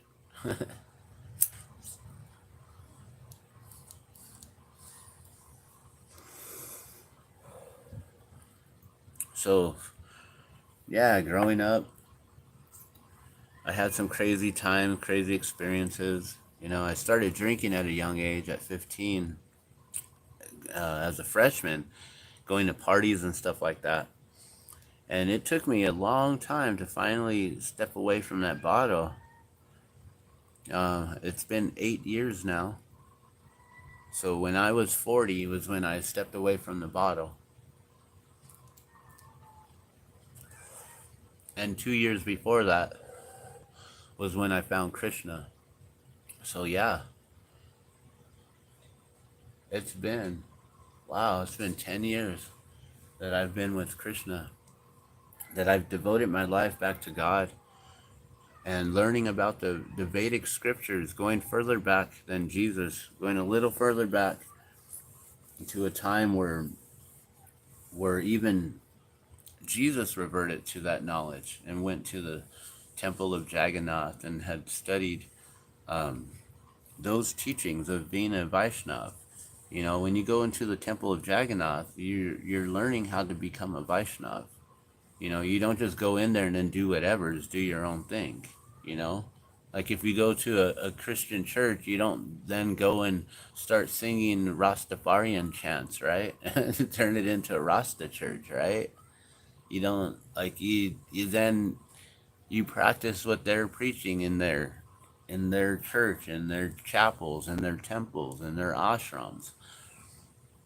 And so when Jesus went to the temple of Jagannath, he was studying to become a Vaishnav. And to become a Vaishnav, you learn of Vedic knowledge, of Vedic scripture, and then you follow what the Vedic scripture is basically the spoken word of God that was then translated into Sanskrit and put down for many generations to be able to then learn of. Before there was writing, and before the human mind was so dumbed down, the pineal gland was calciumated, that we were so inundated by processed foods and all this gunk that, before our bodies and our minds became so clouded, we used to be able to have uh, an expansive memory to where you could recite whatever you just heard. And so that's how things were taught back in the day. Even still to this day, the Native Americans share their stories and pass down the stories from generation to generation. Now, are there things getting lost in translation? Definitely in these generations, yes. Back in the day, probably not, because our memories were so advanced, so clear. And we also lived for hundreds of years, for a long time, if not thousands. Some people say that we lived for thousands of years long ago. And so these Vedic scriptures, this knowledge, comes directly from the spoken word of God through vibrational sound and energy and frequency. And then it was then eventually translated into the Vedas, like the Rig Vedas and the Sri Upanishads and the Sri Bhagavatam and the cantos and all of the other Vedic scriptures. And when Jesus left at the age of 13, he went there to Kashmir and he studied at the temple of Jagannath. And even then, at his age, they upheld him as a lord. He was known as Lord Isa. And so in that time, he learned of being a Vaishnava, and he learned of Krishna consciousness. He learned of all the Vedic knowledge and scriptures, which then he took upon himself to then share it with the rest of the world. He was given a message from God to then share the Vedic scriptures, to teach others how to become Vaishnavas and how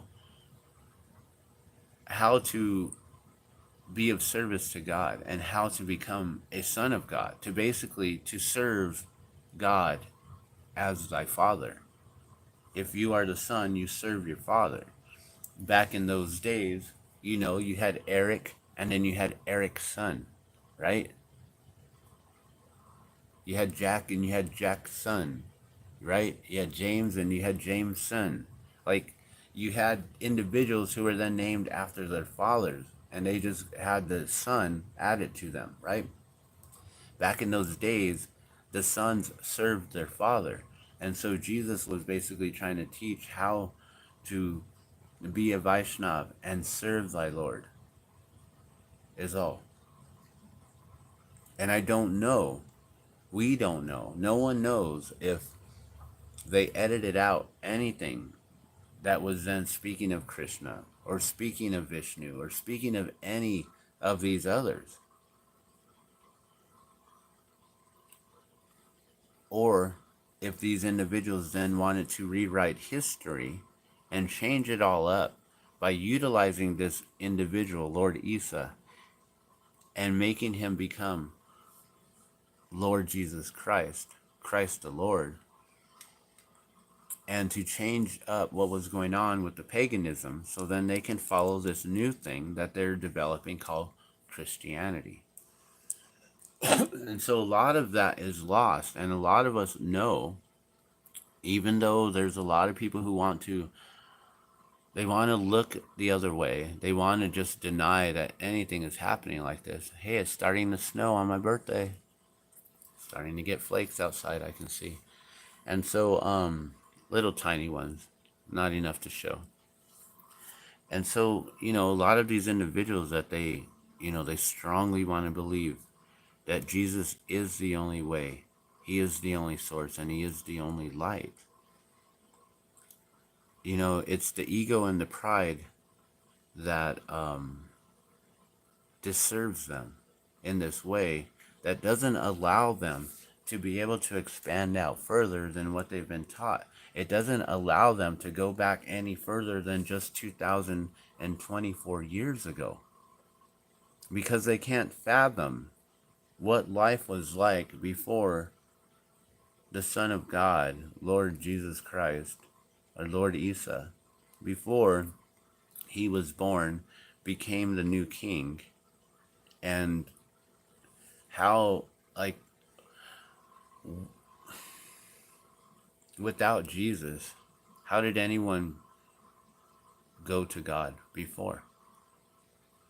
And that's the one question that no Christian has ever answered me before, except for the fact that a couple have said, so I can't say that none have, because a couple have said, before Jesus, man had their own relationship with God. And that's one of the best answers I've ever heard. But they're still stuck on, but now that Jesus is born, now Jesus is the only source, the way, and the light, the only truth to God. But we have to know, we have to understand that from the time he was 13 as Lord Isa, and before returning at 28 as Christ the Lord, as Jesus Christ, as the Son of God, we have to remember that he was studying to be a Vaishnav. And all those teachings, they become ingrained within you. And learning about all of the different ways, a lot of it is very similar to what they put into the Bible. So you have to remember the Vedic scriptures come long before the Bible. And then Lord Isa was studying all this Vedic scripture before he was 28 and becoming Lord Jesus Christ, and all those stories then, which is written in the Bible. We know of baby Jesus, and we know about the stable, and we understand the story of the nativity scene and all of that, right? But then there's all these years missing. And he came back a more learned man, a more godly man. He came back a more learned man, a more godly man. He came back with Vedic scripture as a Vaishnav. He came back a more learned man, a more godly man through Vaishnavism. And then he spread that. But he also was learning of Buddhism, I believe. From what I understand, he was also going to Buddhist temples. And he was learning of love and compassion. And what's interesting is recently I've read a passage in a book that I have here of Jesus Christ, King of Travelers. In this book, I believe it states that because Lord Isa decided to take it upon himself to teach and preach a mixture or a bastardized version of Vaishnavism mixed with Buddhism. I believe what I read, and I need to read this whole entire book to really understand all of it. But I believe what I read was that the Vedic priest, the priests from the temples of India, that they maybe were the ones who put the call out to remove Jesus Christ, because he was misleading people from Vaishnavism and teaching them about Buddhism, which isn't the same. And they may have been the ones to order him up onto the cross, which is very interesting to think of. To be a Vaishnav and to also love Jesus Christ. That's a very interesting thought to have. And if that is factual information, wow. That's pretty powerful to take in.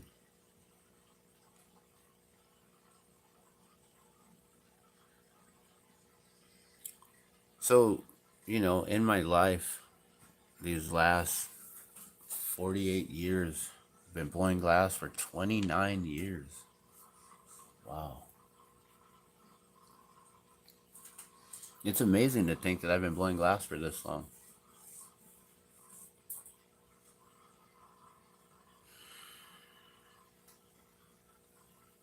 It's a long time.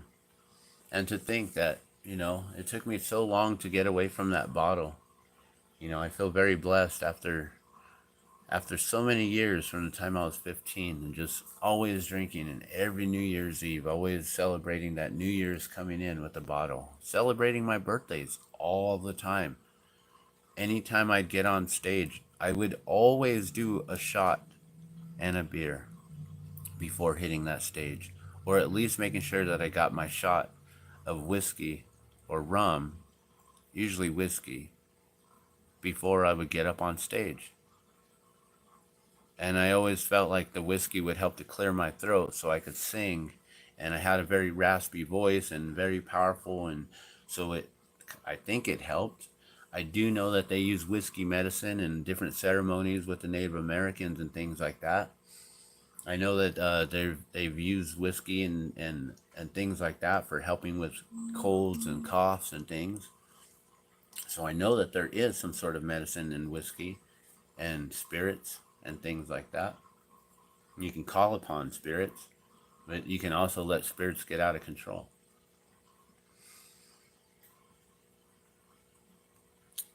But I feel blessed to still be here. When I was younger, I didn't think I was gonna live past 25 years old. I really didn't think so. The way that my life was going and things, and I don't know, these premonitions that I had, I just felt like I wasn't going to make it. And then I got further in life and further in life, and then I reached my 30s, and I was like, wow, okay. I guess that premonition is long, long gone, and I've somehow changed my paradigm and things, and yeah, I'm going to probably live for quite some time now. And now seeing that, half a century old almost, and still people think that I'm in like, my younger 30s, mid 30s, I guess. Like, I don't know. Do people really think? I don't know if anyone thinks I'm still in my 20s. When I was working in the movies, like, no shit. Years of, like, when I was pushing 40, and they would be like, okay, everyone who's like, 18 to like 30 over here, everyone 30, 35 and over here. And they try to separate, like, the people who look like parents and older grown-ups compared to the younger generation, the teenagers and the young kids. And I'd always be with the older group, and they're like, what are you doing over there? Get over here. And I'm like, well, you guys said the age. And like, all right, well, you can play a 28-year-old or whatever. And I'm like, all right, cool. And I'd be all in my 30s, pushing close to 40. So now, the only thing that shows that I'm aging is the fact that I've got gray hair and I've been losing all my teeth. And in my 20s, the dentist, I've had issues with my teeth since I've been a kid. This is a lifelong journey that I've had to deal with. A lot of people, even up until recently, there's a grown man who wants to be considered a man, right? So there's this individual He tries to send me messages on Facebook and talk crap just out of nowhere, just randomly, just for shits and giggles, I guess, whatever. And so this individual, and I won't even call him out. Maybe I'll put him on blast on another video eventually. But I blocked this person. I'm like, I don't got time for this elementary school fucking dumbass shit. So this person is like trying to call me out, saying that I'm trying to like ask for donations and this. Like, I've never asked for donations, but many of you guys have. Many of these water protectors, they don't have jobs like I do. They don't work and have a business like I do. I've been blowing glass since right out of high school. You know, and before that, I was a jeweler. I was working in jewelry, and before that, I had jobs. I've been working since I was like 11 years old. I think my first job was a paper route before moving out here in California. I remember I'd go around delivering papers with my bike, my bicycle, and throw the newspapers to the porches and stuff. And you'd have to wake up early in the morning so they'd get their morning paper before they'd get to work. They have to always wake up early, like 4 a.m., 5 a.m. As soon as the paper was delivered, you start rolling them up. That was a hard job to do at 13 years old. And then at then I moved out here, and I remember out here I started doing a paper job where we would go around doing subscriptions, selling subscriptions. I think I was like in eighth grade at that time. I don't know if I had a job in seventh grade. I think maybe eighth grade I finally got a job, and we were going around selling subscriptions to the newspaper, where they would just drop off a bunch of us young kids and have us walk around some strange neighborhood with fucking random dogs not on their leash running out their yards. Random people, like, just send them out into this neighborhood in the dark. Go to the war zone, go to the projects, go to the ghetto, go to South Valley, go west side, go wherever. All the dangerous spots. So they had us selling newspaper subscriptions, and then eventually I remember getting a job at a place called Planet Fun, and that was like an indoor amusement park place, and I was working in the snack bar there, and then I got a job at a Fantastic Families Fun Center, which was like the same thing. They had a bunch of like these tubes, like those playground things with the tubes you climb through at like a McDonald's play center or something like that. And so they had these tubes, and you would just pay entry to get in and have your kids go run around for hours while you just sit and watch them play. And then they had a snack bar, so then you can order like pizza, sandwiches, Philly cheesesteak, pretzels with cheese, churros, slushies, um, sodas. I think we even made malts, all kinds of stuff. So you had all kinds of different snacks that you could choose from while you're sitting there chilling. We did birthday parties and stuff. So I worked there for a while, up until like 15, 16, and then I'm trying to remember all my jobs. I remember working at Wendy's for a little while up until my friend passed away. And I remember my friends came in during like right before my lunch break, and they told me that we had lost our friend. And I remember telling the boss, like, hey, you mind if I go home? We just found out this. And they're like, actually, we're short staffed and we kind of really need you. But you can go on ahead and take your lunch break. I never came back. I took my lunch break, and I'm still on my lunch break. Sorry, Wendy's. And so after that, I'm trying to remember. I think maybe then I went and worked at Party City. I think after that, I think then I moved away and I went to Denver, and I worked at Dairy Queen up in Denver. That was pretty cool. Learned how to make cakes. And then one time, it was like around 420, we were gonna go do the there was a big old hemp fest up there in Denver. It was so huge. They had it at the Capitol building. The person running for governor was all about legalizing, and he came out with like this big old glass tube, like a 2-footer, that he was giving away to the crowd, like with a raffle, or just I don't know how they gave it away. And doing all this stuff like on the Capitol building right there. That was so fun. That was like in 94. And 94, 95, somewhere around there. And I was making this cake, and I put this leaf on it, right?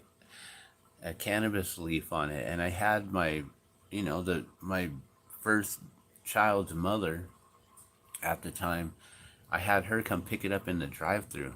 And apparently they caught me on camera.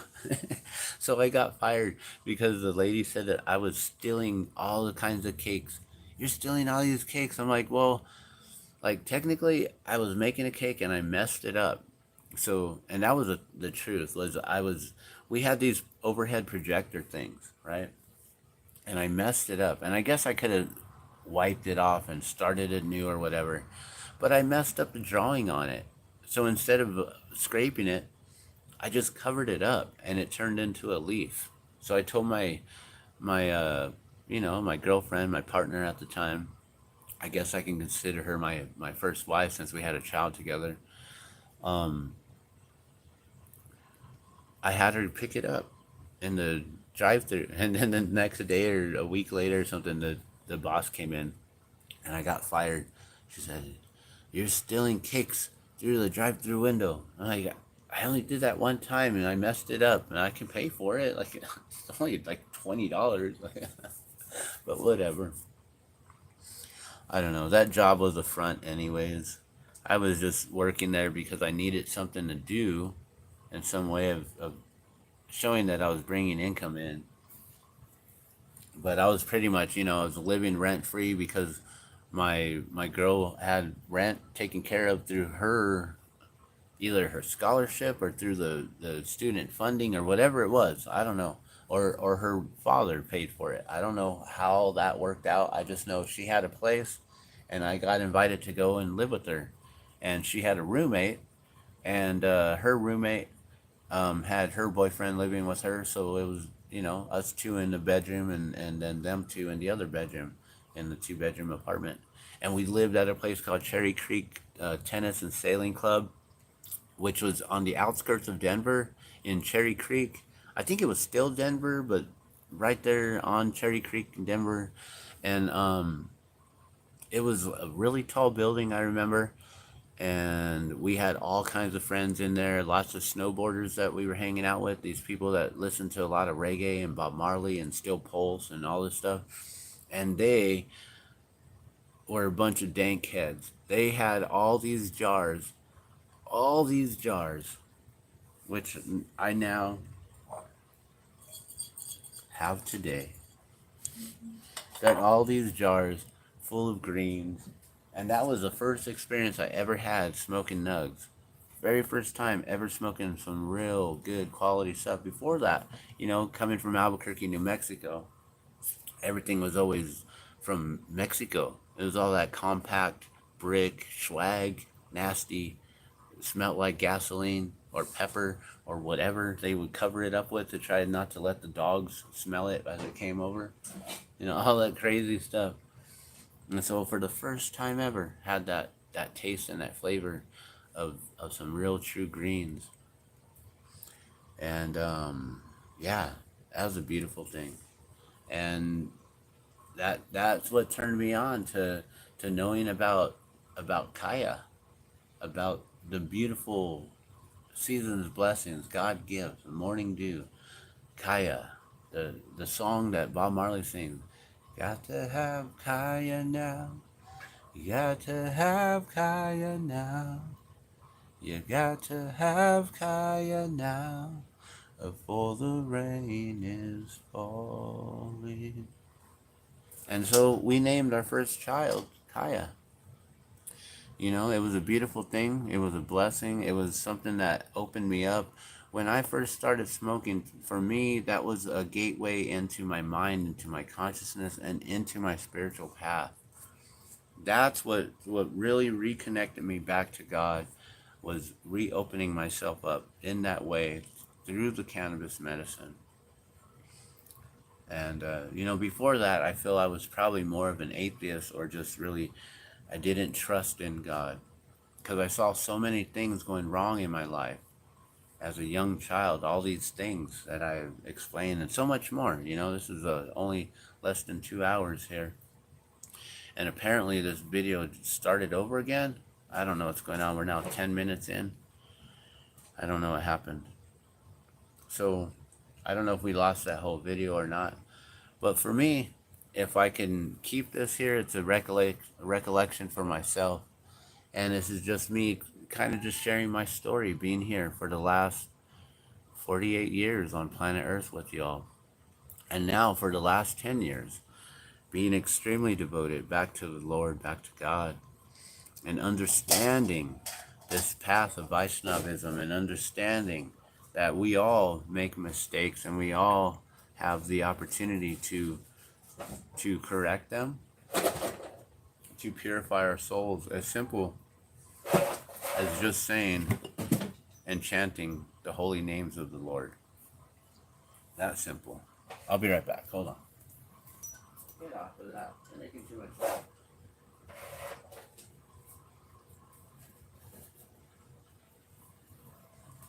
These cats, in the morning, they start running after each other. I don't know if you guys' cats do that. They get all crazy. Like, yeah, here comes the sun. And they start chasing each other. Got to get it out right away. And so, I don't know. With that being said, I don't know if there's much more for me to share. I've shared quite a bit here.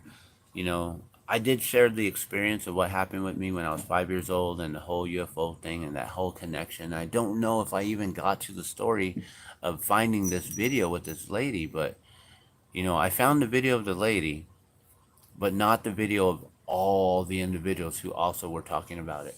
So I really would like to find that video still, to show that there were many more, not just one woman, who were talking this story.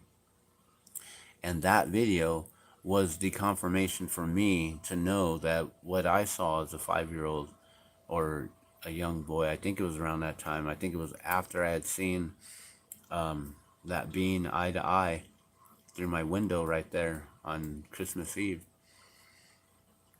And I believe that was the confirmation of letting me know that what I saw wasn't in my imagination. It wasn't just a little boy coming up with some weird things. Because, growing up, I thought, how could I even see through that? That's not even possible.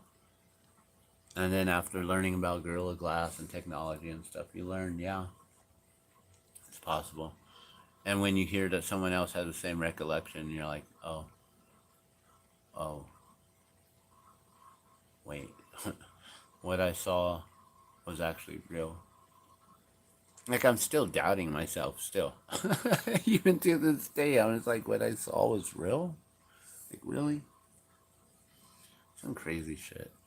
So, because of all this stuff with the Miami Mall aliens, I'm going to be sharing that story. And, I'm just going to recollect what I say. You guys can verify whether or not. I mean, I've said this story before in other videos, so people can go back in the past and they can go as far back to whenever I first started sharing this story. Because it wasn't up until just recently when I was like, wait, these other people saw the same exact thing that I saw. That's confirmation for me that I saw what I saw is real. So now I can share the story.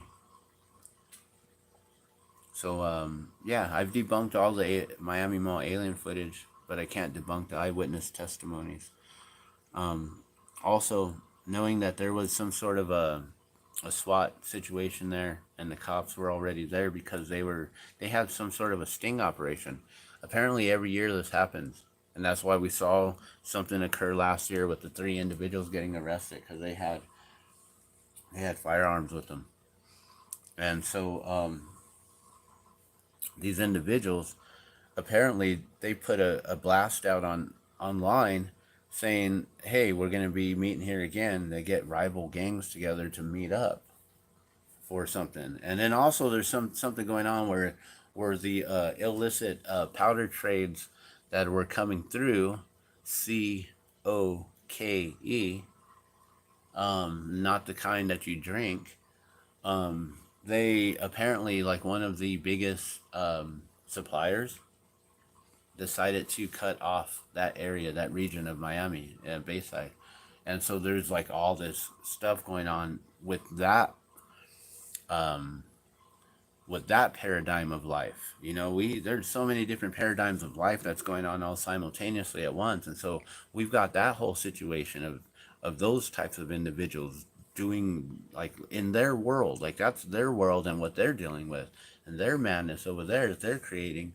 And apparently this is something that goes on all the time. And so that's why there's SWAT that were there. That's why there were cops already there, because they were basically getting prepared for something to go down, because apparently it's online every year that they have rivals meet up.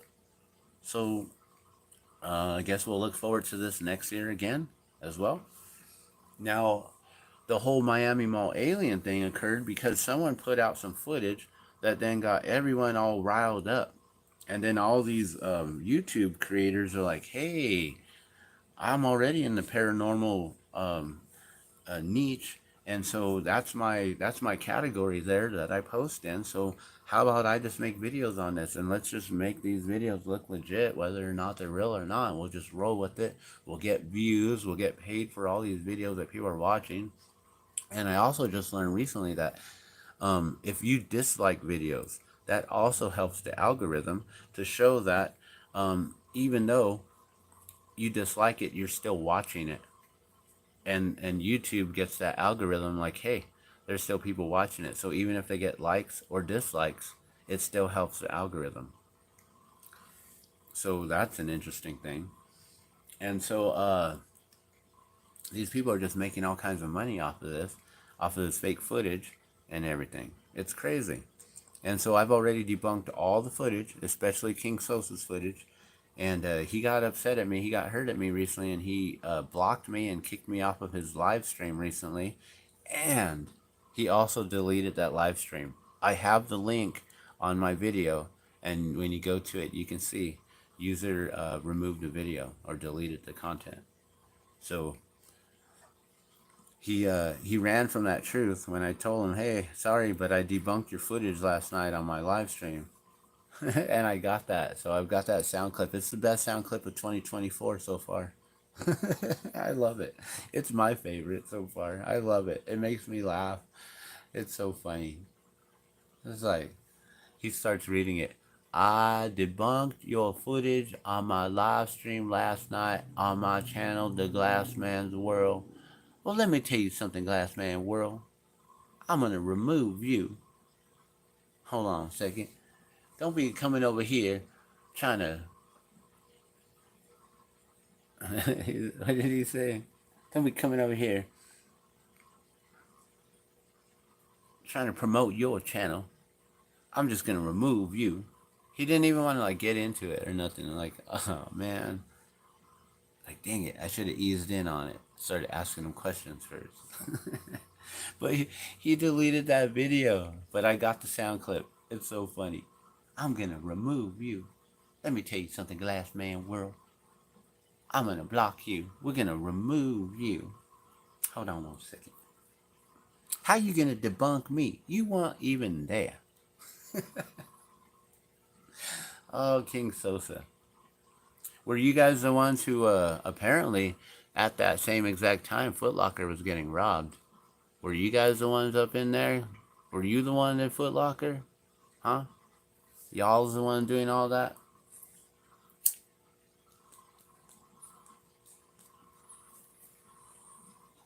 Wonder if we can go see the footage of that. That would be interesting to get the footage of what happened at Foot Locker. Because apparently something like that was going on too. But I don't know. we're gonna keep covering whatever that they're gonna keep putting out there. We're gonna keep debunking it because the shit's fake. And but the eyewitness testimonies, I can't debunk what they're saying. You know, that's their thoughts. It could be their opinions. Could be fact. I don't know. But the footage, if it's fake and I can debunk it, I'm going to. So you got my word on that. But other than that, I'm gonna continue this smoke session here. I'm still working on this one. I rolled and I'm gonna do another dab. I gotta go use the restroom because I gotta go. I gotta go take a leak. But you guys have a beautiful day, and thank you for all the birthday blessings. And I'll probably go live here soon on Facebook too, and hang out with all of my peoples over there. And yeah, we'll talk to you soon. Have a good day. Love and blessings. Hare Krishna.